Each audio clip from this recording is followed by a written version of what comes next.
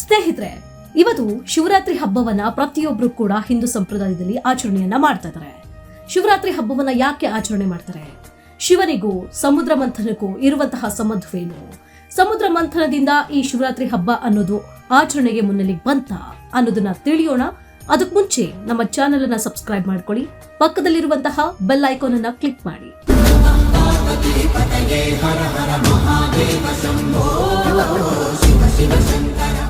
ಅವನು ರಾಜನಲ್ಲ, ಆದ್ರೆ ಎಲ್ಲರಿಗೂ ಅಧಿಪತಿ, ಜಗದೋದ್ಧಾರಕ.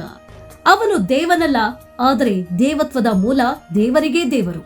ಅವನು ಹುಟ್ಟಿಲ್ಲ, ಆದ್ರೆ ಅವನಿಗೆ ಅಂತ್ಯವೇ ಇಲ್ಲ. ಅವನಾರು? ಅವನೇ ಶಿವ, ಸಂಹಾರಕ, ರಕ್ಷಕ, ಯೋಗಿ, ವೈರಾಗ್ಯ ಮತ್ತು ಕರುಣೆಯ ಪ್ರತೀಕ.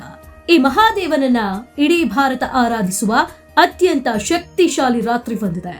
ಅದುವೇ ಈ ದಿನ ಶಿವರಾತ್ರಿ. ಇದು ಕೇವಲ ಹಬ್ಬವಲ್ಲ, ಇದು ನಿದ್ರೆಯಿಂದ ಜಾಗೃತಿಗೆ ಹೋಗುವ ಯಾತ್ರೆ. ಸ್ನೇಹಿತರೆ, ಪುರಾಣಗಳ ಪ್ರಕಾರ ಈ ರಾತ್ರಿಯಲ್ಲಿ ಶಿವನ ಶಕ್ತಿ ಭೂಮಿಯ ಮೇಲೆ ಅತ್ಯಂತ ಪ್ರಭಾವವಾಗಿರುತ್ತೆ. ಅದಕ್ಕಾಗಿ ಭಕ್ತರು ಉಪವಾಸ ಮಾಡ್ತಾರೆ, ಜಾಗರಣೆ ಮಾಡ್ತಾರೆ, ಲಿಂಗಾಭಿಷೇಕ ಮಾಡ್ತಾರೆ. ಇವು ಆಚರಣೆ ಅಲ್ಲ, ಆಂತರಿಕ ಶುದ್ಧೀಕರಣ. ಯೋಗಶಾಸ್ತ್ರದ ಪ್ರಕಾರ ಈ ರಾತ್ರಿ ದೇಹ ಮತ್ತು ಮನಸ್ಸು ಧ್ಯಾನಕ್ಕೆ ಸೂಕ್ತ ಸ್ಥಿತಿಯಲ್ಲಿ ಇರುತ್ತೆ. ಅದಕ್ಕಾಗಿಯೇ ಶಿವರಾತ್ರಿ ಆತ್ಮ ಜಾಗೃತಿಯ ರಾತ್ರಿ. ಹಾಗಾದ್ರೆ ಶಿವರಾತ್ರಿ ಎಂದರೆ ದೇವರನ್ನ ಕೇಳುವ ದಿನವಲ್ಲ, ನಿನ್ನೊಳಗಿನ ಶಿವನನ್ನ ಕಂಡುಕೊಳ್ಳುವ ದಿನ. ಶಿವರಾತ್ರಿಯ ಅರ್ಥ ತಿಳಿದು ಆಚರಿಸಿ ಆಚಾರವಲ್ಲ, ಅರಿವೇ ಪೂಜೆ.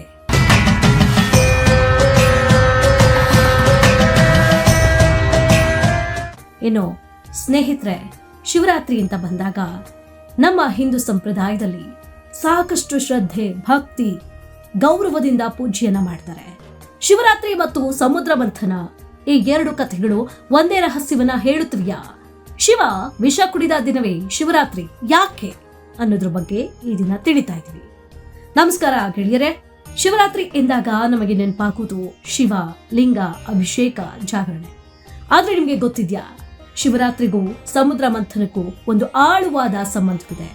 ಹೌದು, ಶಿವ ವಿಷ ಕುಡಿದ ದಿನವೇ ಶಿವರಾತ್ರಿ ಎಂದು ಹೇಳಲಾಗುತ್ತೆ. ಆದ್ರೆ ಆ ವಿಷ ಯಾವುದು?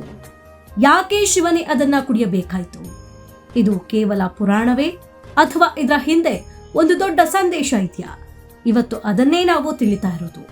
ಒಂದು ಕಾಲದಲ್ಲಿ ದೇವರುಗಳು ಮತ್ತು ಅರಸರು ಅಮೃತಕ್ಕಾಗಿ ಸಮುದ್ರ ಮಂಥನವನ್ನ ಆರಂಭಿಸ್ತಾರೆ. ಮಂದಾರ ಪರ್ವತವೇ ಮಥನದಂಡ, ವಾಸುಕಿಯೇ ಹಗ್ಗ. ಸಮುದ್ರ ಮಂಥನ ನಡೆಯುತ್ತಿದ್ದಂತೆ ಒಂದೊಂದೇ ಅದ್ಭುತ ವಸ್ತುಗಳು ಹೊರಬರಲಿಕ್ಕೆ ಶುರುವಾಗ್ತವೆ. ಆದ್ರೆ ಅಮೃತಕ್ಕೂ ಮೊದಲು ಒಂದು ಭಯಾನಕ ಸಂಗತಿ ಹೊರಬರಲಿಕ್ಕೆ ಪ್ರಾರಂಭವಾಗುತ್ತೆ. ಅದುವೇ ಹಾಲಾಹಲ ವಿಷ.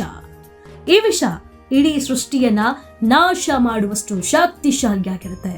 ದೇವರುಗಳು ಹೆದರಿದ್ರು, ಅಸುರರು ಓಡಿ ಹೋದ್ರು, ಯಾರೂ ಮುಂದೆ ಬರಲಿಲ್ಲ. ಆ ಕ್ಷಣದಲ್ಲಿ ಎಲ್ಲರೂ ನೆನಪಿಸಿಕೊಂಡದ್ದು ಒಬ್ಬನನ್ನೇ. ಅವನೇ ಮಹಾದೇವ, ಶಿವ, ಜಗದೋದ್ಧಾರಕ, ಜಗದೀಶ.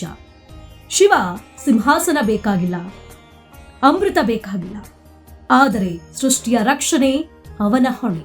ಶಿವ ವಿಷವನ್ನ ಕುಡಿಯುತ್ತಾನೆ, ಆದ್ರೆ ಅದನ್ನ ಹೊಟ್ಟೆಗೆ ಇಳಿಸಲ್ಲ, ಕಂಠದಲ್ಲೇ ತಡೆದು ಹಿಡಿಯುತ್ತಾನೆ. ಅದಕ್ಕೆ ಅವನ ಹೆಸರು ನೀಲಕಂಠ ಅಂತ ಬಂತು.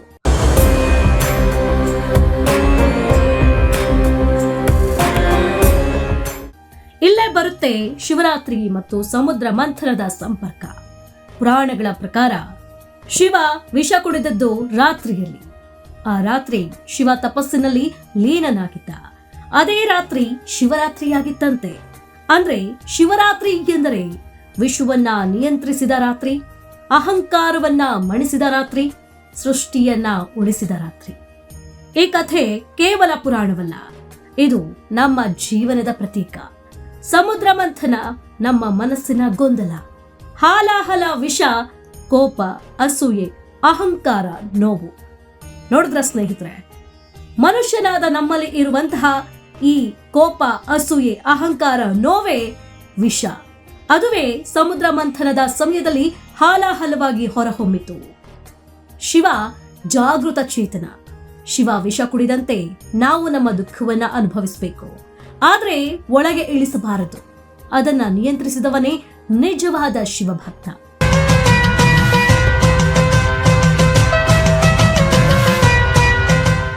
ಶಿವರಾತ್ರಿ ಜಾಗರಣೆ ಎಂದರೆ ಏನು ಅನ್ನೋದು ಎಷ್ಟೋ ಜನಕ್ಕೆ ಗೊತ್ತೇ ಇರೋದಿಲ್ಲ.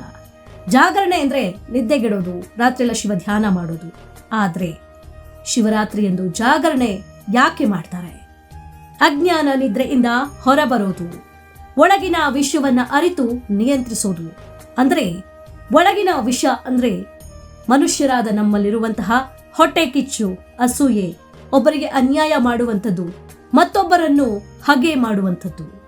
ಅದಕ್ಕಾಗಿ ಈ ರಾತ್ರಿ ನಿದ್ರೆ ಮಾಡದೆ ಧ್ಯಾನ, ಜಪ, ಜಾಗೃತಿಯಾಗಿ ಇರಬೇಕಾಗುತ್ತೆ. ಹಾಗಾದ್ರೆ ಶಿವರಾತ್ರಿ ಅಂದ್ರೆ ಏನು ಅಂತ ಕೇಳೋದಾದ್ರೆ, ಕೇವಲ ಪೂಜೆ ಅಲ್ಲ. ಶಿವರಾತ್ರಿ ಅನ್ನೋದು ಕೇವಲ ಹಬ್ಬವಲ್ಲ. ಸಮುದ್ರ ಮಂಥನದಂತೆ ನಿನ್ನೊಳಗಿನ ವಿಷಯವನ್ನ ಜಯಿಸುವ ದಿನವೇ ಶಿವರಾತ್ರಿ. ಓಂ ನಮಃ ಶಿವಾಯ. ಇಂತಹ ಪೌರಾಣಿಕ ಕಥೆಗಳ ನಿಜವಾದ ಅರ್ಥವನ್ನ ತಿಳಿಯಲು ನಮ್ಮ ಚಾನೆಲ್ ಅನ್ನ ಸಬ್ಸ್ಕ್ರೈಬ್ ಮಾಡಿ, ಪಕ್ಕದಲ್ಲಿರುವಂತಹ ಬೆಲ್ ಐಕಾನ್ ಅನ್ನ ಕ್ಲಿಕ್ ಮಾಡಿ.